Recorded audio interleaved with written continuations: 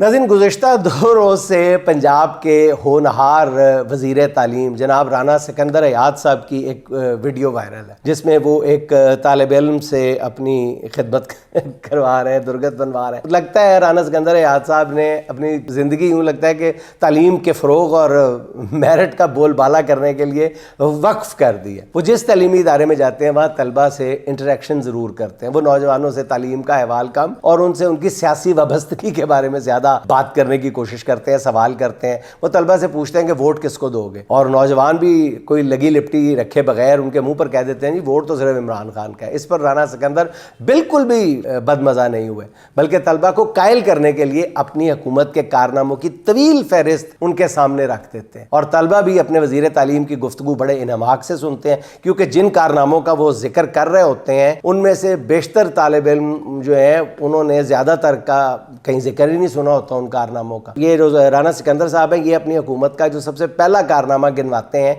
वो मेरिट की बालादस्ती। वो ज़रूर कहते हैं कि जी हमारी हुकूमत में मेरिट की बालादस्ती। देखें ना, खुद भी वो मेरिट का बहुत ख्याल रखते हैं। वो अगर किसी नौजवान का टैलेंट और उसकी सलाहियतें देख लें तो वो सीधा वो किसी लंबी चौड़ी तकरीरों में नहीं जाते, कोई रेड टेबिज्म का शिकार नहीं होते। कोई भी नौजवान उनके पास आ जाए, बस वो टैलेंट देख लें तो वो सीधा उसको किसी न किसी इदारे का CEO ही तैनात करा देते हैं। इस मामले में फिर ना किसी वजह से मैंने अर्ज़ किया, ना किसी इम्तिहान की, ना किसी इंटरव्यू की, किसी चीज़ की ज़रूरत महसूस नहीं करते और फ़ोन पर ही हुक्म सुना देते हैं जी फलां नौजवान को भिजवा रहा हूँ, इसे CEO लगा दें। ऐसे कई क्लिप्स पड़े हुए हैं, फलां को नौकरी दे दें, जल्दी से दे दें। बहरहाल देखें ना, मानना चाहिए कि राना सिकंदर हयात एक जौहरी की तरह है।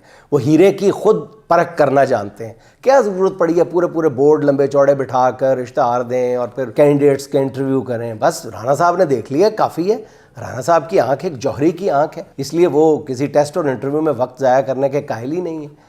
और ये हसीन इत्तफाक भी देखें, इत्तफाक ही मैं कहूँगा ना, कि जिन नौजवानों को वो आला ओहदे तफवीज़ करते हैं वो आम तौर पर उनके वोटर्स होते हैं या उनका ताल्लुक उनके अपने हलके के किसी बाअसर सियासी ख़ानदान से होता है। लेकिन इसका ये मतलब नहीं है कि वो टैलेंटेड नहीं होते, ना ना ना ना ना, ये तो उनकी वसअत ज़र्फ़ी है ना, बल्कि वो TV ड्रामे के कैरेक्टर का याद है, ये तो आपकी म्याना रवि है ना।